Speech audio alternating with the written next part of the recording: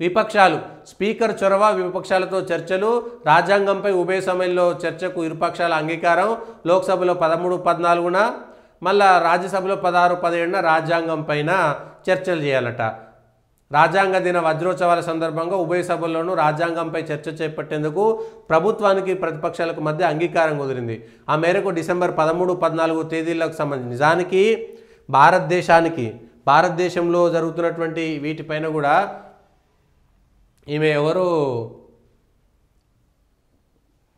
ముఖ్యమంత్రి మమతా బెనర్జీ పార్లమెంట్లో ప్రతిష్టంభన ఉండకూడదు, ఆ పార్లమెంట్లో ప్రతిష్టంభన విషయంలో మేము కలగజేసుకుంటున్నాము, మేము ఈ అంశాలు అదాని అంశాలు కావు వేరే అంశాలని ఆమె ఒక మాట చెప్పి మమతా బెనర్జీ ఏం చేసిందంటే బంగ్లాదేశ్లో హిందువులపైన జరుగుతున్నటువంటి దానిపైన భారత ప్రభుత్వం జోక్యం చేసుకోవాలి, ఒక ప్రకటన చేయాలి, పార్లమెంటు సాక్షిగానే ఒక మాట చెప్పారు, పార్లమెంటు సాక్షిగా వెయ్యాలి అనేటువంటి ఒక మాట చెప్పారు.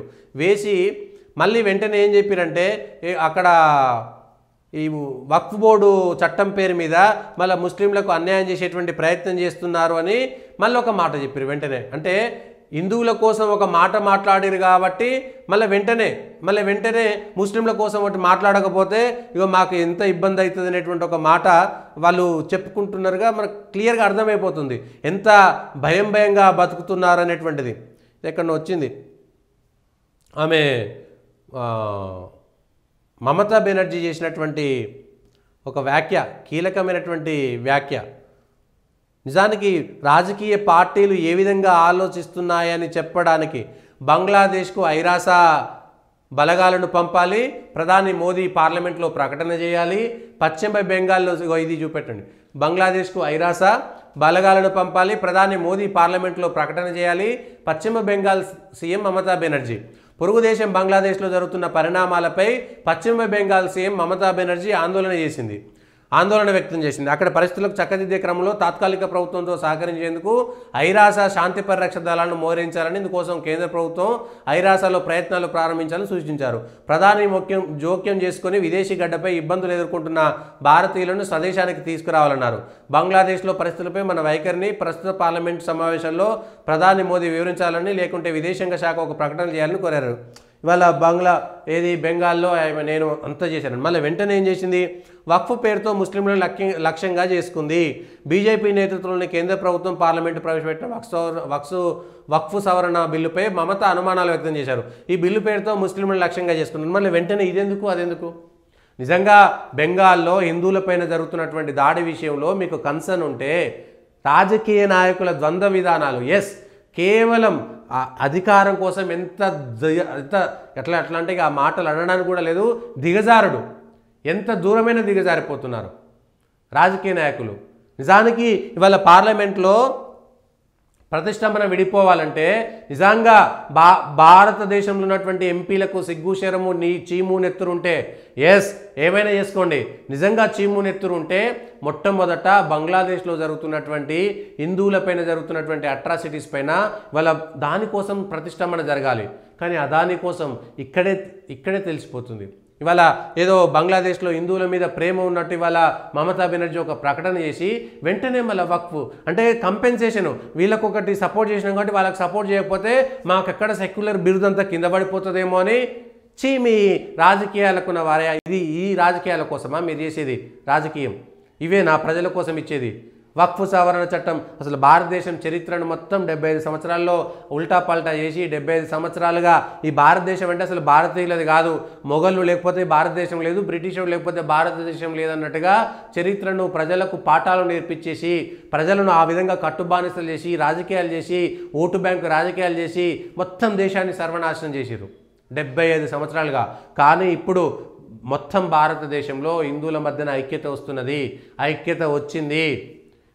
ఖచ్చితంగా ఎవరైనా సరే హిందువులకు వ్యతిరేకంగా మాట్లాడితే వాడు ఏ స్థాయిలో ఉన్నటువంటి వాడైనా సరే, ఏ పార్టీలో ఉన్నటువంటి వాళ్ళనైనా సరే మెజారిటీ హిందువులు ఇవాళ నిలదీసేటువంటి పరిస్థితి వచ్చింది, చర్చకు వచ్చింది. అరే 75 సంవత్సరాలుగా మన మీద ఈ విదేశీ భావజాలం మొత్తం ఇంత దారుణంగా మన మీద ఈ మన చరిత్రను మొత్తం ఇది ఎర్రసిరాతో రాసేసి చరిత్రను మొత్తం తిరగ రాసేసి మనల్ని మొత్తం గుడ్డోలుగా చేసేసిరు అనేటువంటిది ప్రజలకు తెలిసిపోయింది.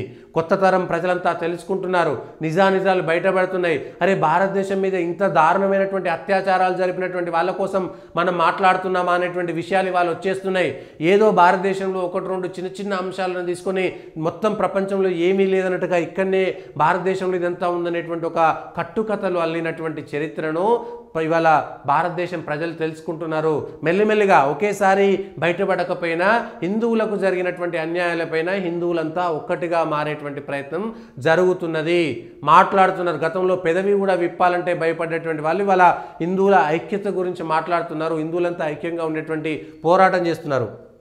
మరి ఈ విషయంలో కూడా ఇవాళ మమతా బెనర్జీ మాట్లాడడం విడ్డూరంగా, నీకెందుకు ఈ బంగ్లాదేశ్లో హిందువుల గురించి మాట్లాడు, వెంటనే వక్ఫ్ మీద మాట్లాడి వాళ్ళని సంతృప్తిపరిచి వీళ్ళని చల్లార్చి ఇగో ఇట్లాంటి మోసపూరితమైనటువంటి రాజకీయ ప్రకటనలు చేయకండి. ఎటుంటారో అటు తేల్చండి. వక్ఫ్కు మీరు మద్దతు తెలిపిరంటే వక్ఫ్ బోర్డుకు మద్దతు తెలిపిన వాళ్ళంతా హిందూ వ్యతిరేకులే, హిందూ ద్వేషులే, వాళ్ళంతా హిందూ ద్రోహులే. ఎస్, వక్ఫ్ అసలు చట్టమే ఉండకూడదు. వక్ఫ్ అనేటువంటిది భారతదేశంలో ఉండడమే నేరం, ఘోరం, దారుణం. దానికి మద్దతు పలకడమే అది హిందూ ద్రోహులు, భారతదేశ ద్రోహులు కూడా, వాళ్ళంతా భారతదేశ ద్రోహులు కూడా. ఎందుకంటే దీనిపైనే ఒకటి వచ్చింది ఇవాళ మొత్తం ఏం జరుగుతుంది ఎదురు చూసినాం. బంగ్లాదేశ్లో హిందువులపైన దాడులు జరుగుతుంటే ఏ రాజకీయ పార్టీ అయినా ఎవరైనా ఏదైనా మాట్లాడతారేమో అనేటువంటి దానికోసం ఎదురు చూసినాం. 4-5 రోజులుగా, వారం రోజులుగా ఏ ఒక్క రాజకీయ పార్టీ కూడా స్పందించలేదు. తప్పనిసరి పరిస్థితుల్లో మమతా బెనర్జీ స్పందించాల్సి వచ్చింది. ఎందుకు? బంగ్లాదేశ్లో ఉండేటువంటి హిందువులు ఉన్నటువంటి వాళ్ళు, బంగ్లాదేశ్లో వైద్యం కూడా సరిగ్గా ఉండదు, జ్వరం వస్తే గోళీలు కూడా దొరకాయి. వాళ్ళకి ఏం కావాలన్నా బంగ్లాదేశ్ నుంచి భారతదేశంలోకి రావాలి. ఆ భారతదేశంలో వచ్చేస్తే ఇవాళ బంగ్లాదేశ్లో ఉన్నటువంటి ముస్లింలకి, బెంగాల్లో ఉండేటువంటి హిందూ డాక్టర్లు ఎస్ వైద్యం మానేస్తున్నాం, మీరు అక్కడ హిందువులను బతకనియండి, మేము వైద్యం చేసి పంపిస్తే, మేము మీకు వైద్య సేవలు చేస్తే బంగ్లాదేశ్లో హిందువులపైన దారుణాలు చేసి వాళ్ళని చంపేస్తారా అని బంగ్లాదేశ్లో ఉండేటువంటి హిందువులకు మద్దతుగా బెంగాల్లో ఉండేటువంటి హిందువులు ఒక్కతాటి మీదకి రావడంతో మమతా బెనర్జీ భయపడి ఒక స్టేట్మెంట్ ఇవ్వాల్సినటువంటి పరిస్థితి. ఎస్, ఇవాళ బెంగాల్లో ఉండేటువంటి హిందువులు స్పందిస్తున్నారు. మరి భారతదేశంలో ఉన్నటువంటి అన్ని రాజకీయ పార్టీలు, కన్యాకుమారి నుంచి మొదలు పెడితే కాశ్మీర్ దాకా, మరి ఇదే ముఫ్తీ మహమ్మద్ ఉన్నది కదా, పీడీపీకి సంబంధించినటువంటి ముఫ్తీ మహబూబా ముఫ్తీ, మాజీ ముఖ్యమంత్రి, పాలస్తీనాలోనో లెబనాన్లోనో దాడి జరిగితే సంఘీభావం ప్రకటించిరే. మరి మన పక్కన ఉన్నటువంటి బంగ్లాదేశ్లో హిందువులు మనుషులు కాదా? పాలస్తీనా కోసం మాట్లాడినటువంటి ఓవైసీ ఇవాళ ఓవైసీని చూసి హిందూ ఎంపీలందరూ కూడా సిగ్గు తెచ్చుకోవాలి, సిగ్గుతో తలదించుకోవాలి. ఒక్కడు ఓవైసీ పాలస్తీనా కోసము పార్లమెంటులో మాట్లాడితే బంగ్లాదేశ్ కోసం ఎంపీలంతా కూడా ఇవాళ పార్లమెంటును స్తంభింపజేయాల్సింది పోయి, బంగ్లాదేశ్కు మద్దతుగా ఉంచాల్సింది పోయి, బంగ్లాదేశ్కు హెచ్చరికలు చేయాల్సింది పోయి, సిగ్గుతో అదాని మీద మాట్లాడేటువంటి ప్రయత్నం చేస్తున్నారు.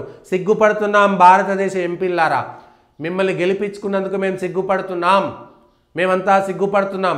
రాజకీయ పార్టీలు బంగ్లాదేశ్ హిందువులపైన కాంగ్రెస్ విధానం ఏంటి, టీఆర్ఎస్ విధానం ఏంటి, బీజేపీ విధానం ఏంటి, వైసీపీ విధానం ఏంటి, టీడీపీ విధానం ఏంటి, కమ్యూనిస్టుల విధానం ఏంటి, వివిధ రాష్ట్రాల్లో అధికారంలో ఉన్నటువంటి తమిళనాడు అధికారంలో ఉన్నటువంటి డిఎంకేలు, పిఎంకేలు, ఏఎంకేలు, ఏఐడిఎంకేలు, ఎస్పీలు, బీఎస్పీలు, మీ విధానం ఏమిటి ప్రకటించాలి. తోటి హిందువులంతా కూడా ఎస్, ప్రపంచంలో ఏ హిందువుకు అన్యాయం జరిగినా భారతదేశంలో ఉన్నటువంటి రాజకీయ పార్టీల విధానం వచ్చేంత వరకు హిందూ ప్రజలందరూ కూడా ఒత్తిడి తెస్తే అప్పుడు వీళ్ళకు సిగ్గుశరం వస్తుంది. దానిపైన